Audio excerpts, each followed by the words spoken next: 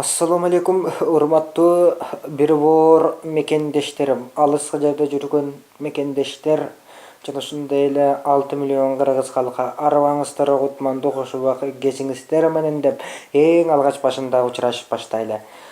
Урматтуу кыргызстандыктар, урматтуу чет жерде жүргөн мекендештерим, бир боор мекендештер. Мен бүгүнкү бул видеомду тартып жаткандын себеби бир өзөктү ой турган бир маселе менен бул видео аркылуу сиздерге кайрылуу жана ошондой эле бийлик өкүлдөрүнө, президентибизге, анан акыйкат таппаган сотторго ушул видео аркылуу мен кайрылуу жасайын дедим. Мен эл алдына чыгып жетише албасам дагы сүйлөгөнгө, бирок мен канткенде да болбосун, мен ушул видео түрмөктө сиздерге кайрылуу жасайын деп чечтим. Анда урматтуу туугандар, кайрылуум бүгүнкү окуям башынан болсун, анда угуп коюңуздар. Урматтуу кыргызстандыктар, урматтуу бийликтегилер, урматтуу биздин президентибиз Сооронбай Жээнбеков Шарипович. Мына өзүңүз кече угуп көрдүңүз. 13-июнь күнү 2018 жыл биздин патриот уулубуз мекен үчүн, эл үчүн биргесте Кумтөрдү ачка чыгарамын деп ошонун артынан жүргөн биздин инсаныбыз, өзүңүздөрдүн патриот уулуңуздар 10 жыл саясат менен алышкан Жапаров Садыр Нуркожоевичтин 13-июнь 2018 жылы соту болуп өттү. Бирок деген жери бар. Бирок ошол сот адилетсиз сот болуп, прокуратура соттон суранып атат, кайра каралып чыксын ушул иш деп. Урматтуу президент, сиз өзүңүз сотторду шайладыңыз, адилеттүүлүк менен иштесин деп. Канаң адилеттүүлүк, калыстык кайсыл жакта калды? Булар сиздин бетиңизге түкүргөнү калды, урматтуу президент. Макул, эгерде Кумтөр элдин пайдасына эмес, башка мамлекетке сатабыз, жерлерибизди мына бул жада калса Кыргызды Кытайларга сатабыз десеңиздер, анда келгиле. Ондан көрө өрүк зарлуу Баткенибизди саталы. Талас менен Чүйдү саталы. Бишкек, Жалал-Абад, Ошторго чейин 7 область тең саталы анда. Эгер ушуга чыдай албасаңар, анда бирөөтө мамлекетти саталы. Башка шылуундарга өткөзүп берели, мамлекетти сен башкар деп. Эгерде ушул адилетсиз калыс иш болбосо мамлекетибизде, анда бүтүндөй кыргыз калкы саталы, 6 миллион кыргыз калкты. Ушундай адилет соттордон, адилет калыстык, бийликтен адилет калыстык жогунан биздин бир боор өзүбүздүн агаларыбыз, эжелерибиз мына тетиги чет элди көздөй барып, бирөөлөрдүн туалеттерин жууп, бирөөлөргө кул болуп мына олтурушат. Ошолордун ойлойлу. Урматтуу президент, сиз баарына тегиз караңыз. Жалган жала менен Жапаровдун үстүнөн ишти козгоп, азыр темир тордун артында отургузуп атышат. Бул эч качан туура эмес. Бардыгы калыс болуш керек, мыйзам чегинде болуш керек. Бардыгына тегиз кароо керек. Мыйзамдан ашып баратат бул сотторуңуздар. Урматтуу президент, эгерде сиз 6 жылдан кийин ушул 6 миллион, мына жакында 7 миллион болот, ошол элдин астында башымды тике көтөрүп жүрөм десеңиз, мына бул сотторду кайра башынан кароо керек. Коррупция менен иштегендерди жоготуу керек. Бизге коррупция менен иштегендер кереги жок. Эгерде кече Жапаров Садыр агабыздын сотундагы прокурорго окшогон прокурорлор болсо сотто, анда мамлекетти сатканыбыз менен барабар болуп калды. Ар бир бөбөккө 7 миллиардтан акча төлөнүп атат карыз үчүн. Ошону ойлойлу. Ар бир бөбөккө билесиздерби канчадан кетип атат? Аны эч ким бере албайт. Эмне акырет жайга барганда биз кантип жооп беребиз? Алла Таалага. Биз сиздерди шайлап койдук, урматтуу президент. Ошого баарына тегиз караңыз. Бийликтегилерди жоготуңуз бардыгын. Эл үчүн, жер үчүн иштегендерди алып калыңыз бийликтен. Эгерде өлкөмдө калыс жок болсо, мамлекет оңолбойт. Жапаров Садырдын эч кандай күнөөсү жок. Аны жалган жала менен абакка салып олтурасыңар камап. Кумтөр ачыкка чыкпасын деп. Мына кече дагы митинг болду жер үчүн. Мына эл үчүн Елімді коргойм, жеримди коргойм деп чыгып атат. А силер келип Кытайларга сатып атасыңар жерде. Мына канча карыз алды Атамбаевдин малында. Канча карыз турат. Ошолорду ким төлөйт? Жерлерибизди алып атат Кытайлар.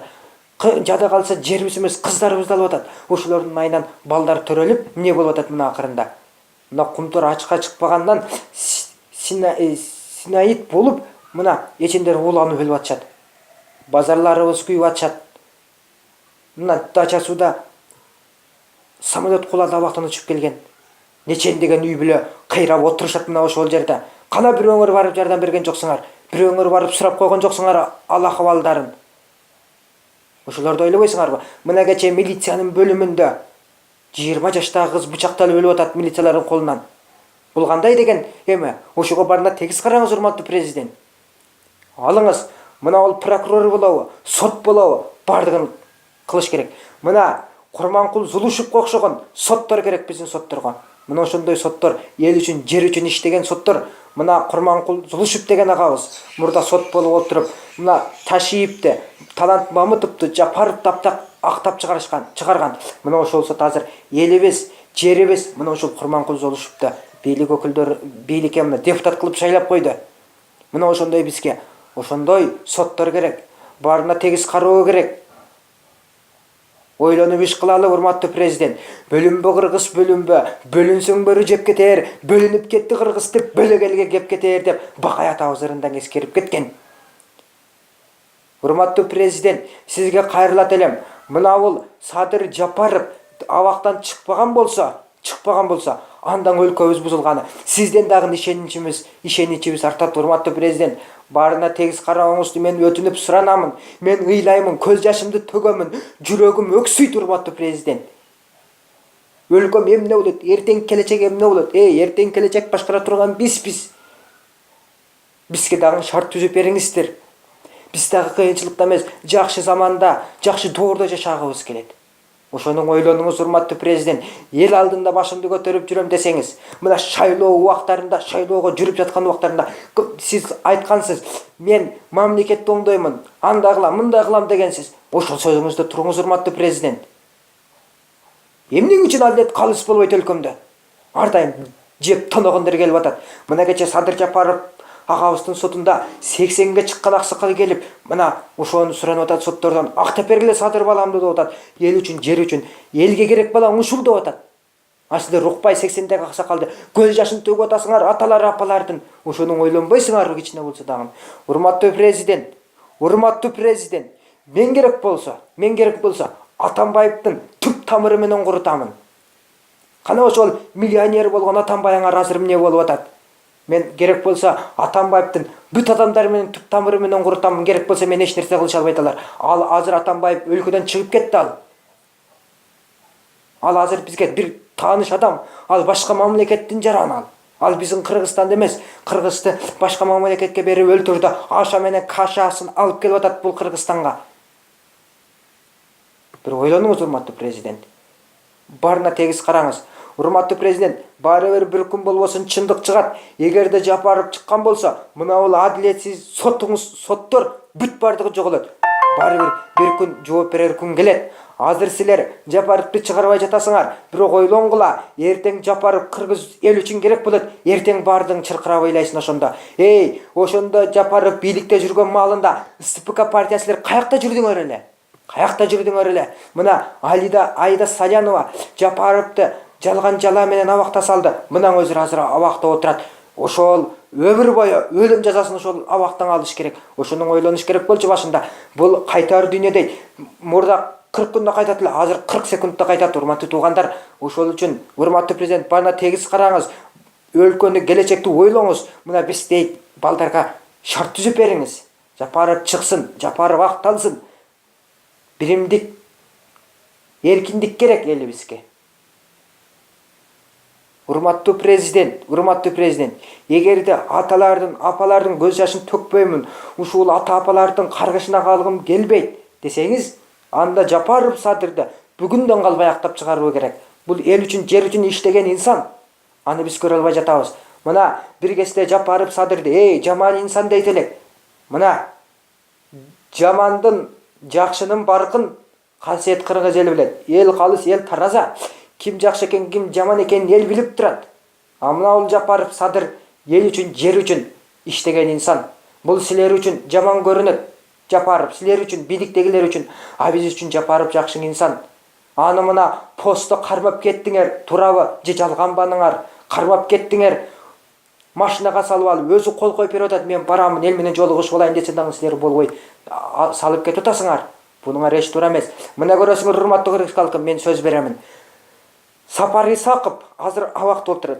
Ал акталып чыгат, Сапар Исаков. Мен сөз берем. Эмне үчүн дегенде ал Атамбаевдин адамы. Ал канча деген акчаларды жеди. Мына тест жарылып, тесттин акчасын жеди. Музейге канча эмелер коротуп атышат. Коррупция болуп атат өлкөбүздө. Ошону ойлонолу. Баарына тегиз караңыз. Урматтуу кыргыз калкым, Жапаров бүгүндөн баштап акталып чыгуу керек. Эч качан Жапаров камакта отурбоо керек, туугандар. Келиңиздер, бир түндүк, бир элдик, бир жерликпиз. Бир түндүктөн баш чыгаралы. Келиңиздер, урматтуу кыргыз калкым. Жапаров Садыр Нуркожоевичти колдойлу.